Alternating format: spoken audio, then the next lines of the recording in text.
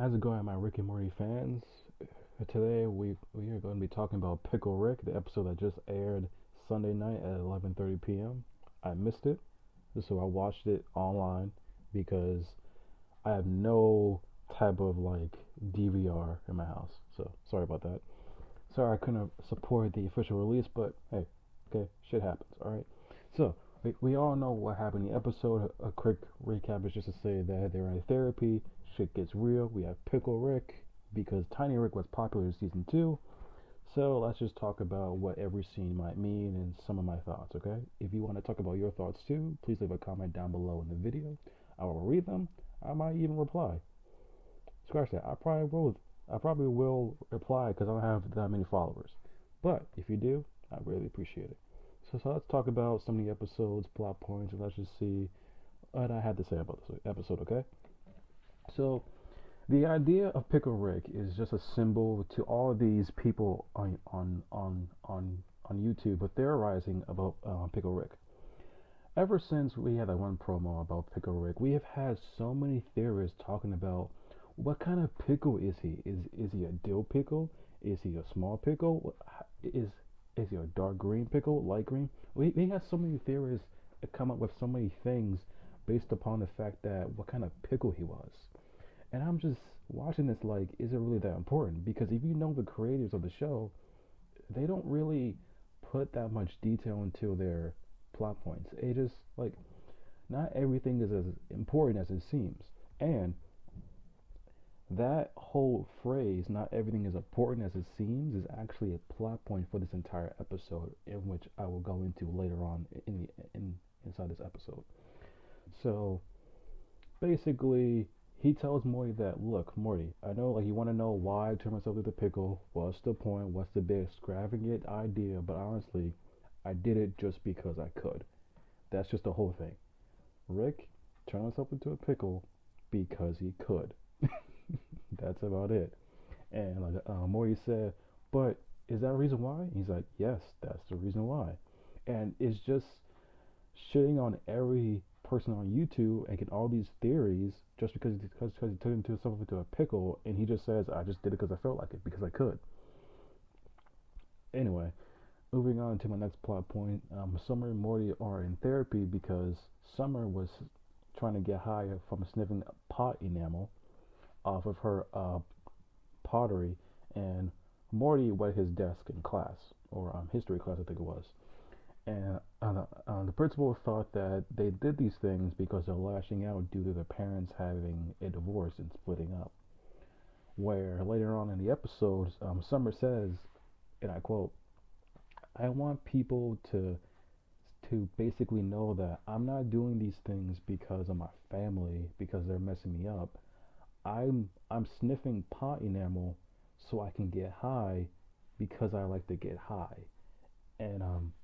And Morty says, "I'm sorry, I wet the desk." That's about it. I mean, like he doesn't really say why he wet the desk. I feel like he just wet the desk because he didn't feel like getting up and going to the bathroom. But everybody puts so much like seriousness to these actions, and they just assume, oh, it's because their parents are getting divorced. Of course. But when like I mean, like Summer's a teenager. Teenagers get high. It's not that understandable. I mean, now Morty wetting the desk. He's like what, in high school? That is kind of odd.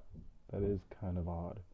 But some people don't feel like getting up, so they piss themselves. It happens to old people. I guess it happens to Morty as well. Who knows? So I feel like the therapist is supposed to symbolize two different aspects. Two things like therapists, they don't really see the real issues, and they focus on things that aren't even there. Like we are at the therapist's office because Morty and Summer are sniffing paint, trying to get high, and wetting the desk. But instead, the second they get into the room, she wants to talk about Beth and her father's relationship. And I'm like, they never even talked about the kids the entire time. And Beth even said at the end of the episode that my daughter was sniffing paint, and like we never even talked about that. And about Morty, he wet himself. He's like what, 15? Who does that? That's even more serious than getting high, because teenagers do that. Teenagers don't wet themselves unless they have serious issues. But like we never even talked about that. I mean, I'm not saying that the therapist wasn't right with talking about Beth and her issues because yeah, it's kind of true that Beth and Rick's relationship kind of do affect them because Beth is actually the real head of the household. Even though we have Jerry, who's also the father, but Beth, like Rick, I think like the one person's opinion that he actually respects is Beth, and she's kind of being passive with all of her decisions, which leads me to my next topic about how Beth wants her father to be around because he's been gone for 20 years. As we know from the show for so far, he left 20 years ago and he came back with no questions asked. Like Beth didn't ask him, where was he? Why did he leave me? Rick probably just showed up. He says, hey, honey, I'm home. And she was just so excited to where she took him in. She gave him a room upstairs. She treated him like a number one of the family. She lets him do whatever he wants because she's afraid that if she puts down her foot, like I think her mother did, which I think they're kind of hinting towards that the mother never took this shit from Rick. She fears that if she puts down her foot like her mother, he might leave, and that seems about right. Like I mean, like whenever things get too hard for Rick, he tries to bail out or kill it.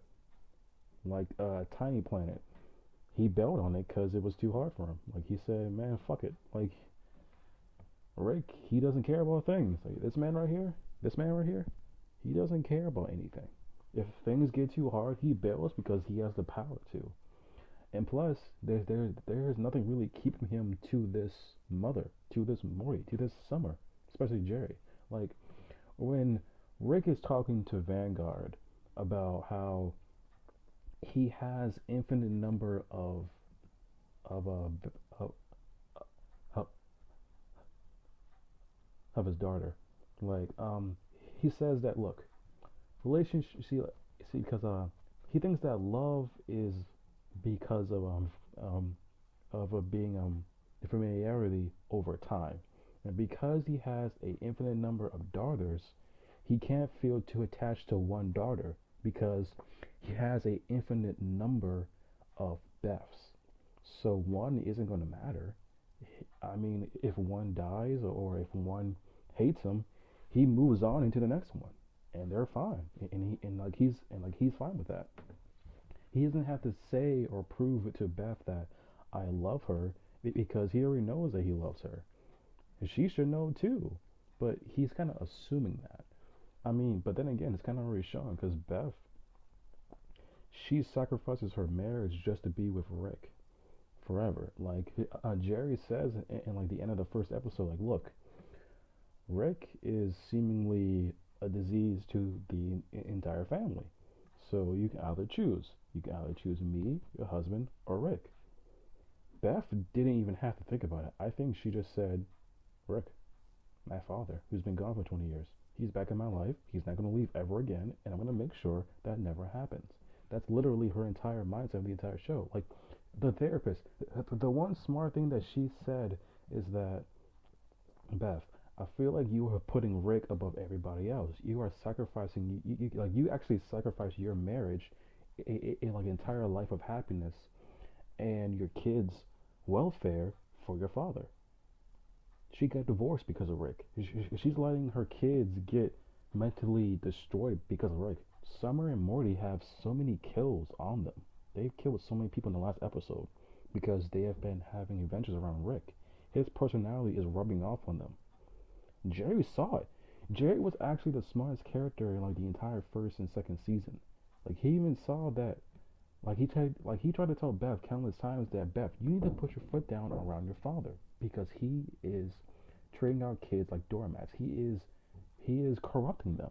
Beth said, so he's here. I don't care. So Jerry's actually like the one sensible person when like it should be Beth or Morty. Anyway, That's all that I have to say about this review.